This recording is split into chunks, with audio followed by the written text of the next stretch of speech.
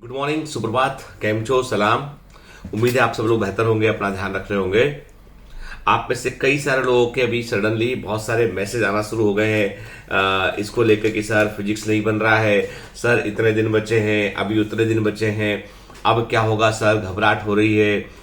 और जो है पता नहीं इतना अच्छे से पढ़ रहे थे लेकिन नंबर नहीं बढ़ रहे हैं अभी।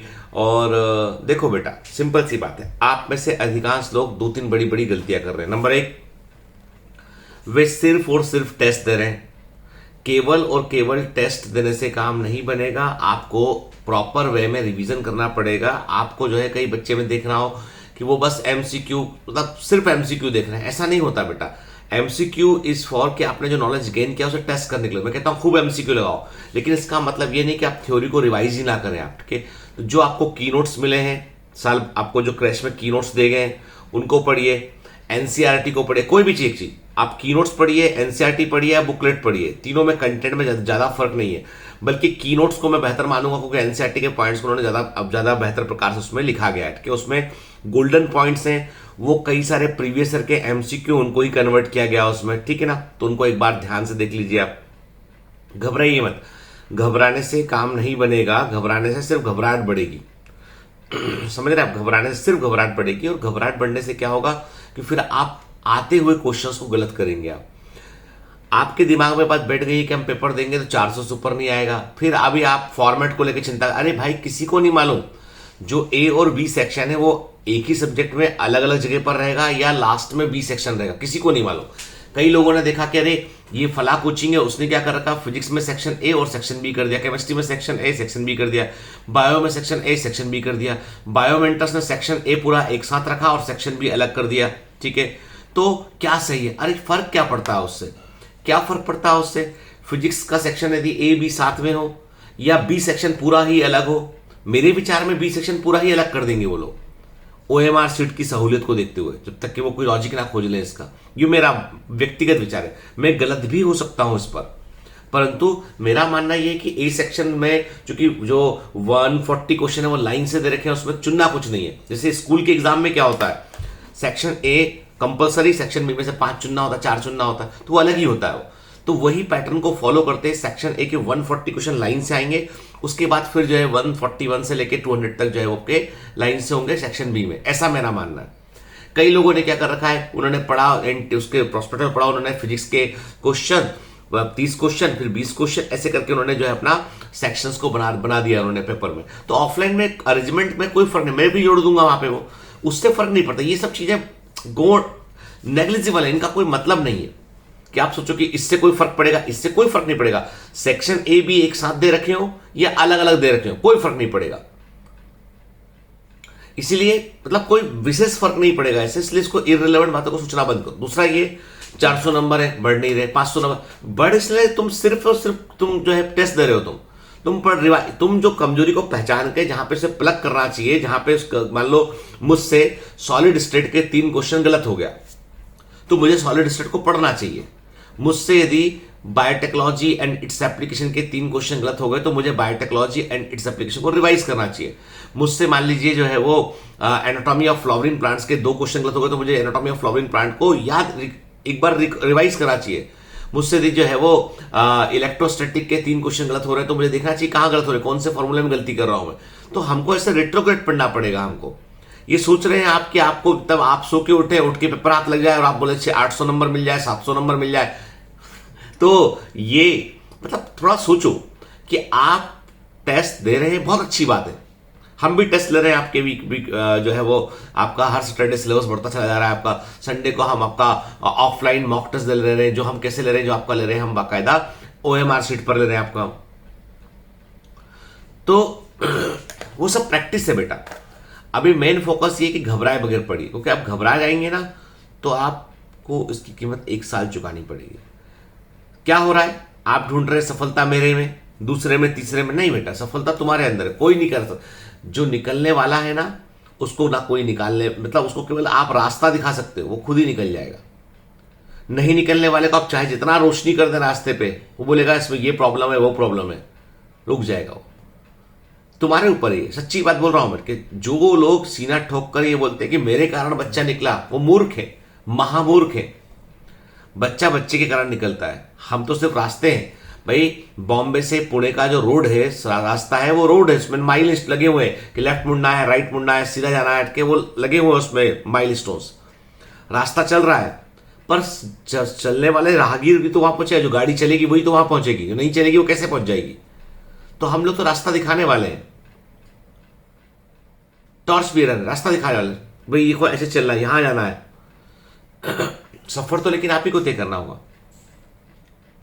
समझ में आई बात। इसलिए ये घबराना बंद कीजिए। और ये देखो, ये क्या है, हर साल का ये बच्चों का होता है, डिप्रेशन हो रहा है, ऐसा हो रहा है। बेटा देखो क्यों हो रहा है, क्योंकि तुम पढ़े नहीं, और अभी भी तुम डिप्रेशन चक्कर में पढ़ना बंद कर रहे हो, फिर तुम घबरा रहे हो, हाथ पैर फूल रहे हो। मत घबराओ ना यार, क्या होगा, मैक्सिमम नहीं बनेगा ना, क्या फर्क पड़ता। चलो ठीक, वैसे भी नहीं बन रहा मान लो, तो पढ़ लेते ना, पढ़कर नहीं बनेगा तो तब मालूम तो चलेगा कि हाँ पढ़े थे, क्या एग्जाम में आता है।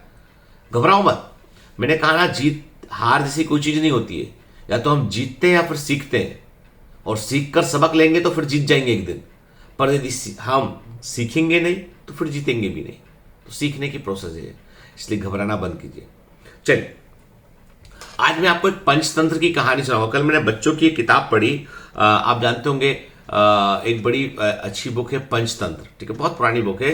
उसमें जानवरों की और इंसानों की आपस में बात भी होती है। मतलब देखो, आप बोलोगे सर आप तो साइंस के, बायोलॉजी के, एनिमल कैसे इंसान से बात कर सकता है। अब कहानी भाई, कहानी में तो कुछ भी होता है। कहानी में तो जो है वो एक सुंदर राजकुमारी होती है, एक राजकुमार घोड़े पे आता है, राजकुमार, मतलब पढ़ा तो है तुमने कहानी, अब ठीक है, तुम जानते ही हो ना। ठीक, तो ये भी एक पंचतंत्र की कहानी है। तो क्या होता है, एक बार एक लकड़हारा होता है, लकड़ी काटने जंगल में जाता है। उसकी दोस्ती वहां पर एक टाइगर से जाती है। जंगल में शेर रहता है, पर शेर उस लकड़हारे को जो है वो मारता नहीं है, वो उससे दोस्ती कर लेता है। उस टाइगर में और उस लकड़हारे में जो है अच्छी दोस्ती आती है। जब भी वो लकड़ी काटने जंगल में जाएगा, तो लकड़हारा जो है, जब भी लकड़ी काटने जंगल में जाएगा तो शेर वहां जाएगा, उससे बातें करेगा, हालचाल पूछेगा कि शहर में क्या होता है, किस तरीके से इंसान रहते हैं, वो जंगल के बारे में उससे पूछेगा। ऐसे करते करते दोनों का टाइम पास होया करता था। टाइगर भी अपना सुबह खा पी के जाया करता था, दिन भर फालतू है, कुछ जंगल के राजा को क्या काम होता है, ठीक है, बैठ गए भाई, बातें बतिया रहे हैं लकड़हारे से बैठ के। लकड़हारा उससे बात कर रहा था, ऐसी उनकी अच्छी मित्रता हो जाती है। एक दिन लकड़हारा उससे बोलता है, अपने दोस्त से बोलता है कि हमारी दोस्ती को तो बहुत समय हो गया है, मैं चाहता हूं तुम मेरे घर मेहमान बनकर आओ। तो टाइगर बोलता है कि देखो देख लो भाई, तुम्हारा जो है वो बीवी बच्चे भी घर पे होंगे, और मैं तो जानवर हूं मतलब मुझे देख के वो असहज ना हो जाए। बोल नहीं, तुम मेरे दोस्त हो ना, मुझे तुम पे पूरा भरोसा है, ऐसा कुछ नहीं होगा। टाइगर उसकी बात मान लेता है। लकड़हारा उस टाइगर को जो है वो अपने जो है वो घर लेकर जाता है।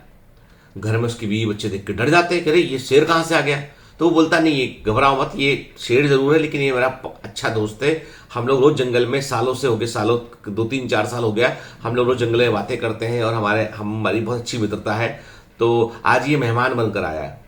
तो उनकी वाइफ बहुत कुड़कुड़ करती है, लकड़हारे की वाइफ की, टाइगर शेर को कोई मेहमान बना के लेके आता है, क्या है, पागल हो गए हो क्या, जंगली जानवर है, खूंखार होता है, कभी भी मूड बदल गया तो सबको खा जाएगा, आधा गांव खा जाएगा, क्या मजाक लगा रखा है ना, तुमको तो मैं समझदार मतलब वाइफ तो वाइफ होती है ना, वो वाइफ मतलब कह देती है भाई। बच्चों से वो बोलता है लकड़हारा कि डरो मत तुम, ये टाइगर मेरा दोस्त है, तुम बात करो। तो वो बच्चों से बात करता है टाइगर के। बच्चे बहुत खुश कि टाइगर को देख करके टाइगर को छू सकते हैं, बात कर सकते हैं, बच्चे बहुत खुश।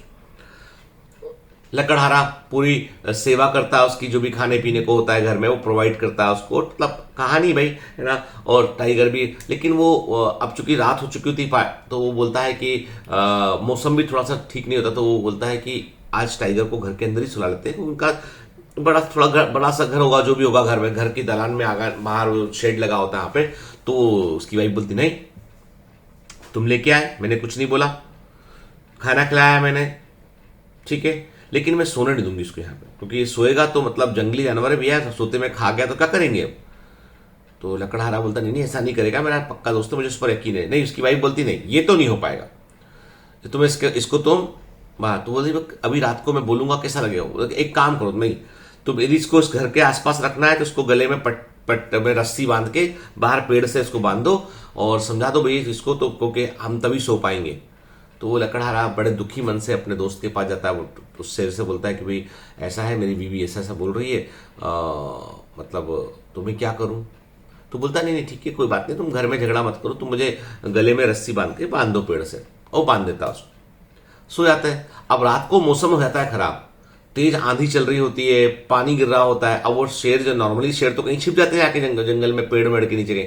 अब लेकिन जहां बंधा होता है वो पेड़ भी ऐसा ऐसा बंजर टाइप का, मतलब पुराना पेड़ होता है। तो वो होता ही है कुल मिला के कि वो यदि तो होता ही है कि वो बेचारा रात भर जो है वो ठंड में सुकुड़ता रहता है, ठंड में जो है वो तमाम बारिश में भीग रहा होता है। सुबह जब नींद खुलती लकड़हारे की तो वो तो अंदर सो रहा होता है अच्छे से, दिखता रहे मेरा दोस्त का तो बड़ा बुरा हाल हो गया। तो वो जाता है, जाके खुलता, बोलता मुझे माफ कर दो दोस्त, मेरे को पता नहीं था कि ये ऐसा मौसम हो जाएगा। बोलता कोई बात नहीं, तुम्हारी कोई गलती नहीं इसमें, मौसम ही खराब था इसमें। तो वो टाइगर अपने जंगल चला जाता है। दोनों दोस्तों में कुछ दिन तक बात नहीं होती, वो टाइगर आता नहीं मिलने उससे। लकड़हारा अपना रोज उसका इंतजार करता है कि आया नहीं आ जाए। एक दिन वो आता है उससे, वो बोलता है जाके कि कैसे हो तुम दोस्त? तो लकड़हारा बोलता है अच्छा हो, तुम कहाँ थे अब तक? बोला कुछ नहीं, थोड़ा सा मतलब तबीयत ठीक नहीं था इसलिए मैं आया नहीं था। तो बोला अच्छा ठीक है। बोलता है यार तुम्हें जो है एक काम करना पड़ेगा मेरा। तो लकड़हारा बोलता है बोलो। ये जो तुम्हारी कुल्हाड़ी है मेरी पीठ पर मारो। तो बोलता है पागल हो गया क्या, मैं पीठ पर तुम्हारे कुल्हाड़ी मारूंगा तुम्हें लग जाएगा? तो वो बोलता नहीं मारो। बोलता नहीं मैं ऐसा नहीं कर सकता। उसने कहा नहीं मारोगे तो मैं तुम्हें खा जाऊंगा। लकड़हारा बोलता है अरे यार तो बहुत ज्यादा। बोला नहीं, मैं तुमसे जो कह रहा हूं वो मेरी बात मानो। अब लकड़हारा मरता क्या नहीं करता, तो वो उसके पीठ पे कुल्हाड़ी मार देता है।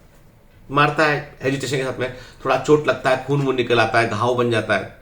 टाइगर चला जाता है कुछ बोले बगैर।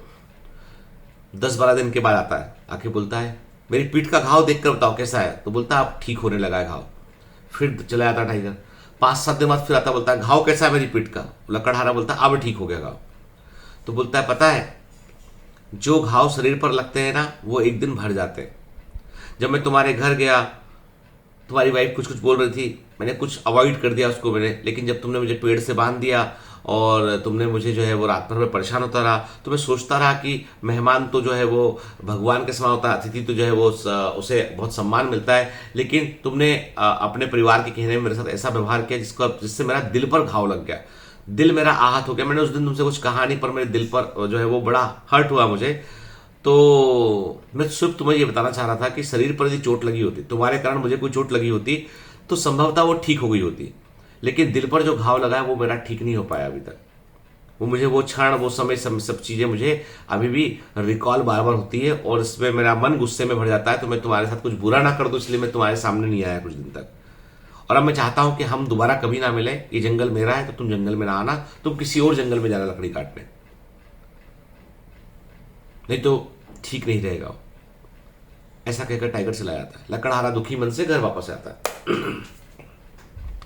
अब ये पंचतंत्र की बड़ी साधारण सी कहानी है, पर ये कहानी हमको क्या बतलाती है? बतलाती है हमको कि हमको कभी भी किसी का से ऐसी बात नहीं कहना चाहिए जो उसके दिल पर लग जाए, उसको हर्ट कर जाए। क्योंकि क्या होता है कि हम अपने जितने क्लोज फ्रेंड्स हैं उनको हम क्यों खो देते हैं? क्योंकि हम उनसे कुछ ऐसी बातें कह देते हैं, ऐसी बातें दूसरों के थ्रू कहलवा देते हैं या सुनवा देते हैं जो उनको हर्ट कर जाती है। जब व्यक्ति एक आपसे जुड़ा होता है तो भावनात्मक रूप से जुड़ा होता है, तो एक सेंटिमेंटल वैल्यू होती है। और यदि हम उस सेंटिमेंटल वैल्यू को हम लूज करते हैं, उस सेंटिमेंटल वैल्यू को हम नहीं समझते हैं, तो हम रिलेशनशिप को खो देते हैं। कई बार दिल में एक गांठ बन जाती है कोई चीज को लेके। वो बातों का जो वार होता है ना, वो आपके हथियार के वार से अधिक अधिक जो है वो गंभीर होता है। कहते हैं कि महाभारत का युद्ध भी जो है वो एक